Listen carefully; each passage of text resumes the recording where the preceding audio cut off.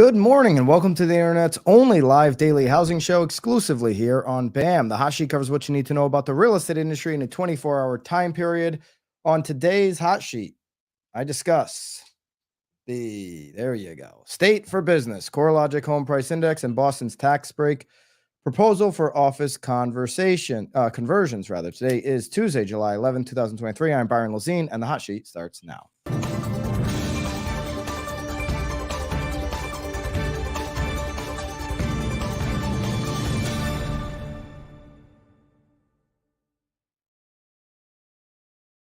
All right, and welcome back to the Hot Sheet here on this Tuesday. Let me know in the live chat which market you are tuning in from. Ruthie from Las Vegas and Jody from Oklahoma City. How's it going? We've got a whole bunch of states here to go through at the top of the show. CNBC just released America's top states for business in 2023. We've got the full rankings. We're going to go through all of them.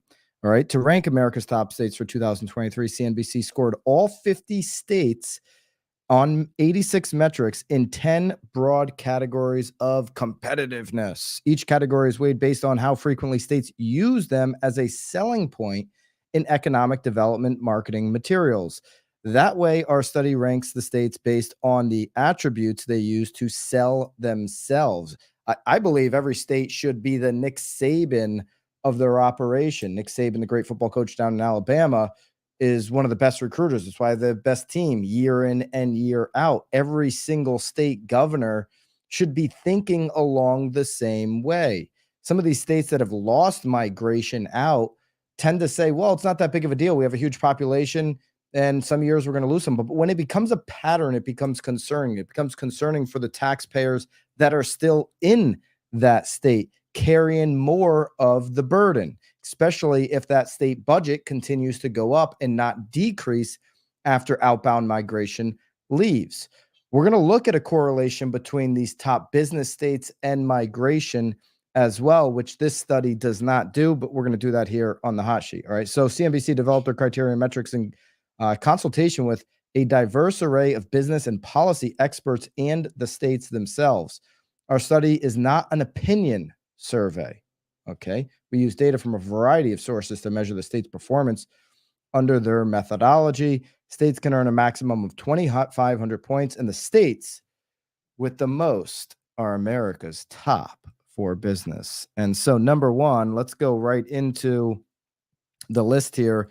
Number one coming in is North Carolina. They've got the number one also for the overall rank, but also for the workforce ranking. Number 3 in economy, and number 6, access to capital. Number 6 for tech and innovation. Number 7 for education. Their lowest rank as the number 1 overall state was life, health, and inclusion, where they came in at number 34. Virginia is number 2 on the overall rank, and Tennessee comes in number 3 on the overall states, followed by Georgia and Minnesota for the top 5. In the top 10, you have Texas, Washington, Florida, and Utah and Michigan. Okay, so there's your top 10 right in front of you. Of course, we'll link everything, all of our sources and all of our charts later today will be in BAMX for the daily download. Just sign up there to become a better agent and get access to everything we have on this show. All right, so there's your top 10. Now, I want to take a moment here to switch over to the migration and see where we have some patterns. Where did, for example, North Carolina come in at the number 1 state for business, according to CNBC, on inbound migration? We have 2022's numbers from NAR, so let's take a look at that. North Carolina sits at number 3 on the list. Interestingly enough, Florida and Texas, also both in the top 10 for business, are the top 3 for inbound migration. Okay, so Florida had the leader for 2022 for domestic net migration, 318,000 plus, 1.9% population change. It's a big number for a big state. Texas, obviously 230,000, and then North Carolina. Okay, South Carolina, didn't see them on the top 10 list for business, but we did see Tennessee and Georgia. All right, so we're starting to see a pattern. 5 out of the top 6 states that experienced inbound migration were also top for business. Okay, so South Carolina was not in the top for business, and neither was Arizona. Okay, so now we've got a top 7. But South Carolina and Arizona, what do they have in common? They have in common that you will see retirees move to both of those locations. Okay. Think about Myrtle Beach, South Carolina. Think about even the Charleston area. You do have retirees moving there, and you certainly have a lot of retirees moving to Arizona. So those two states don't have to be robust in business to experience a high inbound migration. But where the business opportunities are, where the future opportunities are where people are going to move. And you see a direct pattern here with the best in business and this inbound migration: Florida, Texas, North Carolina, Tennessee, and Georgia, all being in the top 10 for business, also now in the top 6 rather, for inbound migration. It makes sense. People vote with their feet. To round out the top 10 on migration, you have Idaho, Alabama, Oklahoma, also not on the list for the business study that just came out this morning from CNBC. Let's take a look at the rest of the list here. And let's take a look at actually an outlier, for example, Minnesota. Let's go back to the top 10 real quick. Minnesota in the top 10 for the business. Okay. If we go some of their stuff here, doing cost of business, they're high, 39. Tech and innovation, they're number 4. Cost of living, they're number 17. But Minnesota was pretty far down the list. They were one of the states that lost migration. So they're an outlier in the top 10. They're one of the states CNBC's ranked very highly for business, yet they lost almost 20,000 residents in 2022. All right, let's take a look at the rest of the top business states. 11 through 20 would be Colorado, Ohio, Indiana, Arizona, Massachusetts, Pennsylvania, Illinois, Delaware, New Jersey, New York.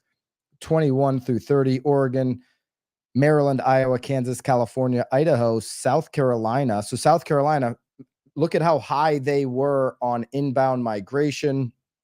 They fall on at 27 for top business states. Nebraska, Vermont, and Nevada for the top 30. Starting at 31, Connecticut, Missouri, Wisconsin, South Dakota, Montana, North Dakota, Wyoming, Kentucky, Maine, and then New Hampshire starts off at 40 with Oklahoma, Alabama, New Mexico. Alabama was in the top 5 for inbound migration. They got good deals on the real estate in Alabama. All right, that's what I know about them. Arkansas 44, Rhode Island 45, West Virginia, Hawaii, Mississippi, and Louisiana, followed by Alaska for your top 50 business states. Let me know in the live chat if any of these stand out to you. Again, I thought Minnesota was interesting, being very high on the business list, coming in at number 5, yet they're at the bottom third for inbound migration. North Carolina, Virginia makes sense. The DC, neighboring communities, Tennessee, Georgia, Texas, Florida, all of those states make a lot of sense because they have huge inbound migration. We did a when we were looking at jobs just recently within the last couple of weeks here on the live stream, we saw that those southern states, those Sun Belt states, made up the majority of new jobs right now. So people are moving where the opportunities are. Businesses and corporations are also moving where those opportunities are. And there is a lot of correlation reflective in the migration and these business studies. We'll go through some of these categories here. Workforce: North Carolina, Texas, Arizona, Delaware, Washington make up the top 5. Infrastructure would be Georgia, Illinois, Tennessee, Minnesota, and Indiana. So we're just doing top 5 of these specific categories right now.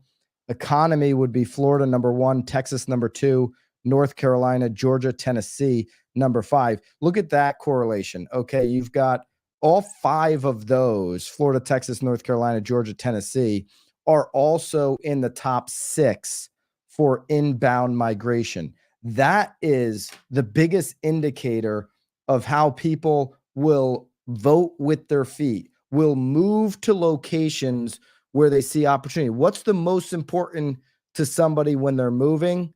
Oftentimes it's that list right there. It's economy. And Florida, Texas, North Carolina, Georgia, Tennessee coming in at 1 through 5 on economy, and they're all in the top 6 for inbound migration. Life, health, and inclusion, the top 5 would be Vermont, Maine, New Jersey, Minnesota, and Hawaii. Cost of doing business, West Virginia would come in at number 1. Missouri, Oklahoma, Ohio, and Indiana would be the top 5 there. Tech and innovation, Massachusetts, California, Washington, Minnesota, and New York. First time we've mentioned New York here. Business friendliness, North Dakota, South Dakota, Wyoming, Montana, and New Hampshire. If you've ever watched Yellowstone, Montana doing business in Montana doesn't seem very friendly if you've ever watched that show, but maybe that's just a certain kind of business. Education, you've got Virginia, Illinois, Mass, New Jersey, and Tennessee in the top 5 for education. So there's the top 5 for that category. Access to capital would be Texas, California, Massachusetts, Virginia, and Ohio. All of that makes sense to me on access to capital. And then cost of living. This is one that could bring people away from your state. Cost of living, Iowa, Kansas, Ohio, Indiana, Oklahoma.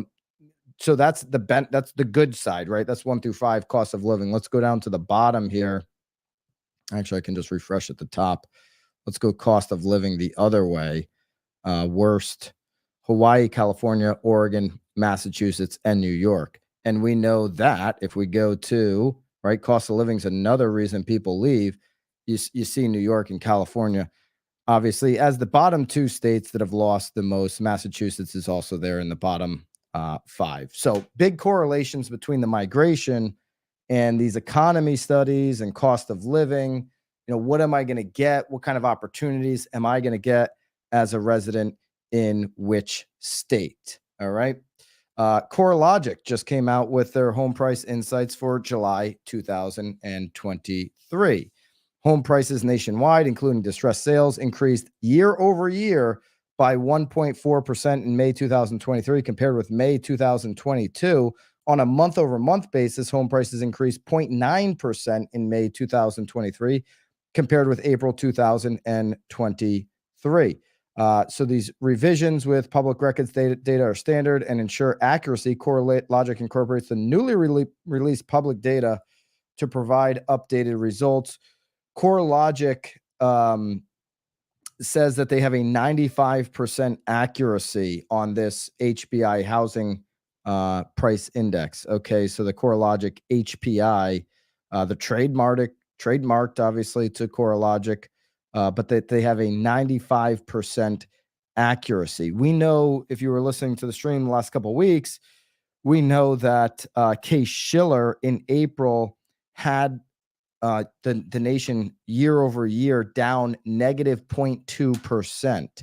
So CoreLogic, this is their July insights, but it's through May of 2024. So they're really a month ahead of Case-Shiller, is saying that year over year, we are up 1.4%. So you have a, this is April number for Case-Shiller and now May number for CoreLogic. You have a 1.6% difference. CoreLogic has us up 1.4%, while Case-Shiller had us down 0.2% year over year in May. Month over month, we're up 0.9% according to CoreLogic's data.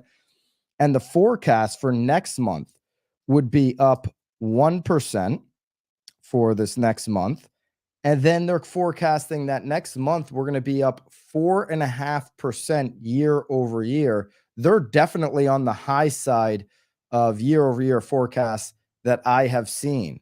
Okay. So 4.5% would be May 2023 to May 2024. That's their forecast right now. That's what they're projecting. So they believe in the next 30 days, we're going to have some hot data coming in on the increase of home prices. Case-Shiller, of course, has been releasing month over month for the last 3 months, home price increases as well. These slides are absolutely available for you down below in BAMX, where we put all of the daily downloads for the hot sheet in one place. If you're not on BAMX yet, get there, join me in the live streams, the masterminds, the courses, all of this, where you can become a better agent. One click into BAMX. Love to see you in there. Nationally, home prices increased 1.4% year over year. Obviously in May, like we said, Arizona, California, Colorado, Idaho, Montana, Nevada, New York, Oregon, South Dakota, Utah, Washington, and the District of Columbia, not technically a state, but they put it in there anyways, saw annual declines in home prices. So that's where you saw annual declines in home prices. The states with the highest increases year over year happen to be Maine, New Jersey, and Indiana, 7.2%, 7.1%, and 6.9%. Respectively. And so there's the chart there of who's up and who's down across the U.S. year over year, according to CoreLogic, reflective of most of the forecasters showing us that the West has taken the biggest hit on year over year home prices. Here are the top 10 metros that are tracked by CoreLogic for year over year prices. Miami being up 11.8%, top 10 in business, according to today's CNBC's numbers. Also in the number one state for inbound migration. Makes sense. Houston up 3.1%. They're in the top 10 of both of those categories. Okay. Some of the big states that were down happen to be or cities rather, that happen to be in the West, of course. Phoenix, 5.5% down. San Diego, 2.5%. LA down 3.1%. Las Vegas down 5.5%. Denver down 3.6%. But Chicago's up 3.8%. Washington, D.C. up 0.7%. So just Washington, D.C. different than District of Columbia, I guess, because they had what they have. The District of Columbia, they had it down here, and then now they're showing it up 0.7%. Interesting there. Boston up 0.5% year over year metro. So metro area maybe defined a little bit differently, taking in some of the suburbs into effect. This is unchanged from last month when CoreLogic came out with the information. The top markets at risk of a home price decline would be Provo, Utah, Lakeland, Florida, Northport, Sarasota, Bradenton area, Cape Coral, Fort Myers area, and Port St. Lucie. So CoreLogic down on some of these metro areas in Florida. They've got 4 in the top 5 for markets at risk of a home price decline. All those slides are available. Just jump into the BAMX community and you get access one place to all of our daily downloads each and every single day, whether you're on the live stream or not. Boston, speaking of Boston, they have a mayor who might actually get it. What I've been talking about for weeks, starting to incentivize the top developers to try to make an opportunity, try to make some opportunities for inventory and potentially affordable housing. Boston Mayor Michelle Wu is proposing to give downtown office building owners a property tax break of up to 75% over a 29-year period to convert their properties into apartments or condos.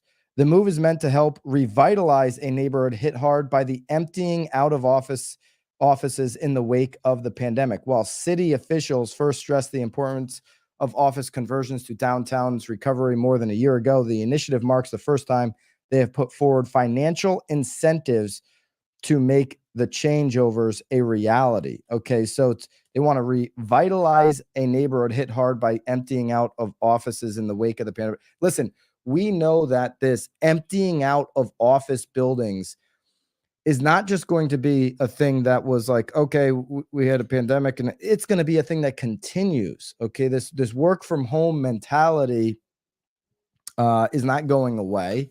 Not saying that that's good or bad. Not saying people get more done at home. I think a select few can, but it's very debatable on how much value employees work from home, are providing to the company. Whole nother discussion. Okay, but the mentality around this isn't going to go away. I hear a lot of even friends that work in New York City.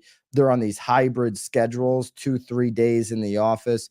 And here's what ultimately happens: the more that this culture starts to seep into organizations, when the organization, when the company's lease is due, they're going to have to make a decision. Do we want to extend this office or not? Do we want to have an office? Do we want to have a smaller office maybe, or an office at all? And at the same time that they're making those decisions on these leases over the next 2, 3, 4 years, the buildings themselves, the investors in these commercial office buildings are going to have to make decisions on refinancing the property. We know that there are trillions of dollars coming due over the next couple of years on the loans that are held by mostly regional banks on these office buildings. Okay. And so it's not just some, from neighborhoods that were hit hard by the pandemic. It's a lot of neighborhoods in these cities coming due over the next 5 years. Of course, the study that we reference out of Wall Street Journal a lot would be the 44% forecast in value reduction in New York City by 2029. I think University of maybe Columbia had a part in that, but it came from the Wall Street Journal where the information was released. Anyway, 44% reduction in value on these condo buildings by 2029. You're already seeing in San Francisco and other places, these investors just walk away from buildings, just hand over the keys on some of these commercial buildings with hundreds of millions of dollars left on the loan. This is going to be something that plays out a lot more over the next 24, 36 months. And so I like what the Boston mayor is doing, Michelle Wu. She's trying to get out ahead of this and proposing a property tax break of 75% over a 29-year period to convert these properties into apartments or condos. The question is on this, I have not liked the idea of doing this. And we covered this on a past live stream because we had the developer in New York City, the story, I think it was Bloomberg, talking about how costly it is to take these commercial buildings and turn them into residential. I don't see in this story from, NBC Boston, I don't see Michelle Wu tying these tax breaks, and maybe she is, it just might not be in the story. I don't see it here. Tying that to affordable housing. That's ultimately what we need. And so if you're going to give them a tax break and it's still going to be so expensive to do the conversion that they're going to come out with luxury apartments in a city like Boston, which is unaffordable to 99% of Americans as it is that really solving any issues? I don't think that it is. I think you offer a tax break in exchange for affordable housing or a percentage of affordable housing, whatever affordable might mean for a city like Boston. Now, maybe Boston can do this. I don't believe New York City, for example, can do this because New York City, 20% of the city's revenue comes from property taxes on office buildings alone. Now, I don't think New York City could give a tax break of up to 75% over a 29-year period for 1/5 of the city's revenue. They're going to be in a tough spot on this if they want to get creative. Apparently, Boston can. They figured out the numbers. We'll see if more cities try to get ahead of this and, again, incentivize from the top. Try to make deals with developers to expand inventory opportunities, which we know that we need more than anything in housing. What we need right now in the near term to help the summer home buyer would be a sinking 10-year. We're not getting it yet, but we do finally have a little breakage as of last night in the over 4% 10-year. We're now at 3.993. Hopefully we can get a little bit more relief out of the 30-year fixed mortgage rate. Yesterday we came in at 7.12 for the first read of the week, down a little bit from Friday at 7.14 on the daily survey. Of course, the Freddie Mac 30-year fixed weekly survey last Thursday came in at 6.81. I would expect that to rise once again this week, unfortunately. If you haven't done so already, please join me in BAMX community below where you can become a better agent. I'm doing a live mastermind this Friday. So if you want to take part of that, we have a questionnaire that you fill out before the mastermind so you can get the most out of it. That's going to be at 2 p.m. Eastern, 11 o'clock Pacific time. You got to be a BAMX member to get into that. The questionnaire is in our private Facebook group and will be emailed to you, obviously, before Friday if you join up today to BAMX. Link is down below. Best deal in real estate to become a better agent by far. Hope you guys have a great Tuesday. We'll have a Real Word podcast, a new one this week after a week off last week, up at 2 p.m. on the channel. Please make sure you're subscribed. See you tomorrow. Toodaloo.